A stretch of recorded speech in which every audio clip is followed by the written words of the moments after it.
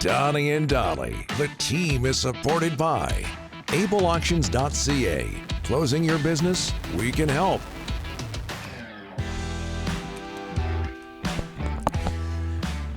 We're getting amazing response on the Mount Rushmore of Vancouver sports moments. And we're talking about sports moments, professional, amateur, whatever the case may be, that actually happen in Vancouver or around BC. Absolutely. We'll get to more of those in a second. Meanwhile, all of today's guests on this Friday, happy Friday, everybody, TGIF.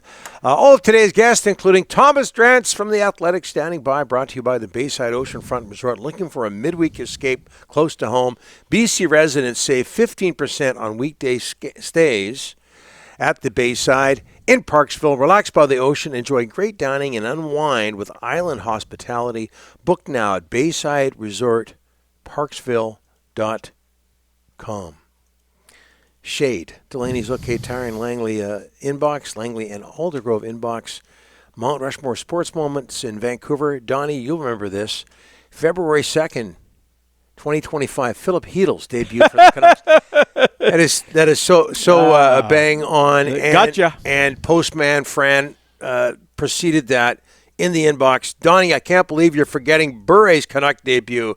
I don't know how he did. Fran, you're bang on. You know what? It was a big Vancouver sports moment. Bure's first practice and his debut trumped that. Attended by everyone in the Lower Mainland. So true. Supposedly a close second, Philip Heedle's debut.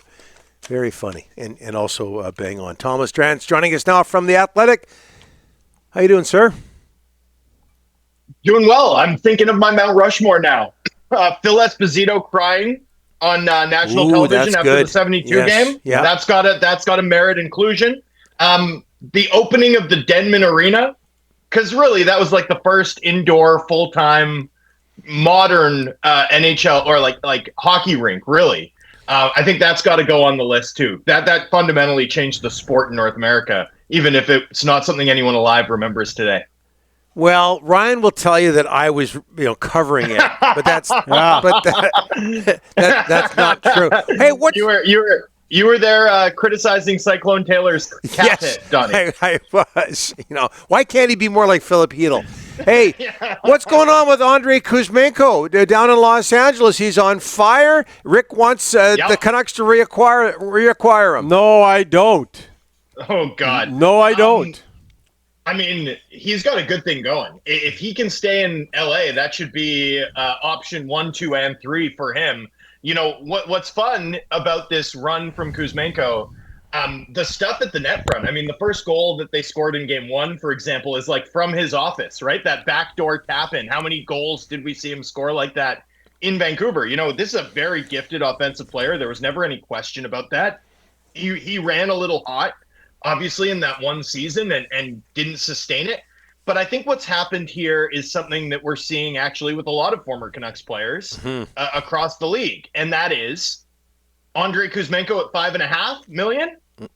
I don't love that, but Andrei Kuzmenko at $2.75 million, where the goal is, hey, be a middle six spark plug offensive player and net front power play specialist on a great defensive team that struggles to manufacture offense. And you can be the sort of finishing piece that elevates that team, right? Nate Schmidt at $5.5 million. Well, I don't really love him on, as a 1, 2, or a 3, but on the third pair for the Florida Panthers, like that's, now we're cooking. Oliver Ekman-Larsson, 7.26. No, thank you. Oliver Ekman-Larsson, 3 as a second pair guy. Sure. I'm much more interested in that, especially now that he's sort of put some of his health concerns behind him. So, I think there's an element to which players, when they get slotted appropriately and are in the right situation and on the right team, which I think is vital for Kuzmenko, right? That's a team filled with guys who can drive play, but not filled with guys that can put the puck in the net. Kuzmenko has given them a guy who can put the puck in the net. And that's been a huge thing that they've needed for years and has them, positioned to finally put their sort of Oilers Babadook to bed. With a 2-0 lead in that series at this point. All right, no Tocchet signing yet. They've been going after it for looks like a week now, Thomas. Not hearing anything's close, but what's going on here? Are we going to expect an announcement soon on Tocchet? Well, I do expect an announcement relatively soon, Rick, one way or the other. That's not to suggest that I have a sense of which way it leans. When I sort of look at the fundamentals here, and you know this as well as anybody, Rick, and loyalty matters so much in this sport. I struggle to understand, like, on the one hand, I struggle to understand why a head coach with Tocchet's resume would not strongly consider going to free agency given some of the vacancies that we see around the league, right? Well, I mean, Anaheim, it looks to me to be an incredibly appealing job. The New York Rangers job would be an incredibly appealing job. I think the Boston Bruins job as sort of the face of their mini rebuild here is pretty interesting, especially because they still have Swayman and Pasternak. You're not exactly starting from nothing. But, this management group, I think there's a very clear level of trust between them. They obviously put their necks on the line to bring him into Vancouver, to bring him back and give him a shot at the NHL. They've won Stanley Cups together. And I still think that it's telling that they sort of back down off of the idea of like using the option year. You know what I mean? Like, to me, it's always progress if someone over the course of a conversation says, hey, you know what, that significant leverage point we have, let's put that aside and let's come to a fair deal with one another. I always think that's a good sign. That's a sign of cooperation. And so, we'll see exactly where this goes. I do expect it to come to a head shortly. But yeah, the loyalty aspect of this stands out in my mind as a reason that if Tocchet decides to stay, I suspect that'll be one of the considerations that looms very large for him. All right, we haven't talked to you since Alvin Rutherford, the presser. So much to talk about what there. What a presser. Well, okay, but we need 3 top 6 players. Okay, well, have fun going to get that. Yeah, the top 6 players don't grow on trees, and when teams have them, they don't want to cough them up to you. Could you imagine if they did? Exactly. Grow on trees? Yeah, you got to give up Lekaramaki and Willander now.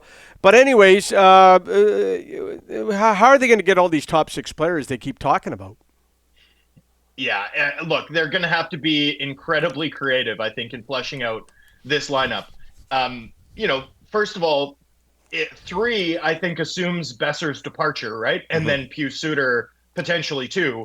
Not that Pius Suter is your first choice answer in the top 6.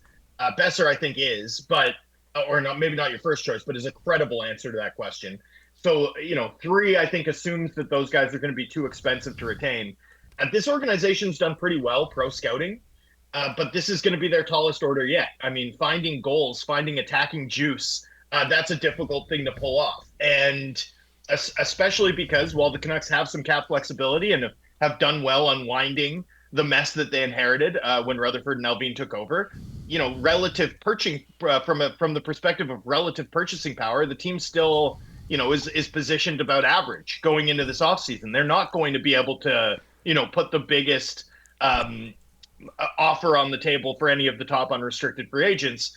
Something that I think informs Rutherford's pessimism expressed during that availability about using the unrestricted free agent route to find these guys. So how do you land these types of players? Well, clearly, if you're going to get 3 of them, right, you're going to have to be creative and clever about identifying at least one of them who's like undervalued, who the day they sign him, we don't think of him as a top 6 option, right? A guy like, Kiefer Sherwood, who comes in and yeah, sure, he wasn't like a top 6 contributor for the Canucks this year, but he gave them 40 points, right? So at least one of the forwards they add is going to probably have to fit that mold of like a bargain bin player who the Canucks are able to get more out of than we expect the day they sign. And that's something that this organization has done really well. Dakota Joshua, Pius Suter, Kiefer Sherwood, pretty good track record, even if there are, the odd Danton Heinen miss thrown into that equation.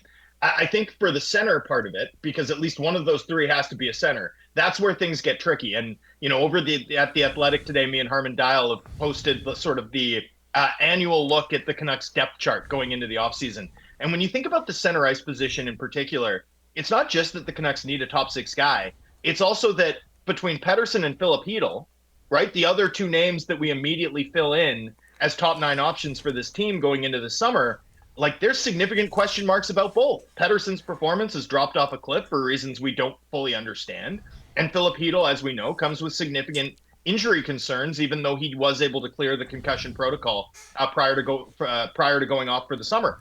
like that exacerbates the need, right? It's not just that you need a top six center. It's that the centers that you have that are already filled out and on the roster and under contract come with massive question marks surrounding them. So that to me is like priority number one, the thing that this offseason will be judged on. And yet, you know, you bring up Verlander and Lekaramaki and some of the young players on this team, you know, given sort of the dynamics and this team's positioning, I think you have to be pretty reluctant, frankly, to deal your young talent, because if things don't go well for you next season, given the stakes, given the Hughes factor that we're going to spend all summer talking about, if you trade all your prospects, you're kind of left for nothing, with nothing, excuse me, if things don't go your way. So I sort of look at it and think, man, I feel like they're going to have to get creative more with sort of their NHL level players and shift them around. You know, whether that means that we need to talk about guys like Höglander or maybe some of the extension eligible players like Demko and Garland, if contract talks don't go the right way between the organization and those players. Like, those to me are the considerations that this team's going to have to really take a long, hard look at. They have a surplus of talent in goal, a surplus of talent on defense. To me, it's impractical to think that you could solve, you know, an emergency level need in your top six forward group without at least strongly considering using those surpluses to flesh out an area of extreme weakness on the Canucks lineup as they go into the summer. Forget the Denman Arena. This interview is on the Mount Rushmore of great Vancouver sports events. Wow. Thanks for this, Thomas. Yes. I feel like I've been more memorable on your show, to be honest with you. Although it's usually when I'm very confident about something and wrong. That's really when Which is quite often. When you guys are memorable. Yeah. Work on that for next week. You're wrong quite often. I'm confident much more frequently than that, Rick. Hey, cheers, boys. All right.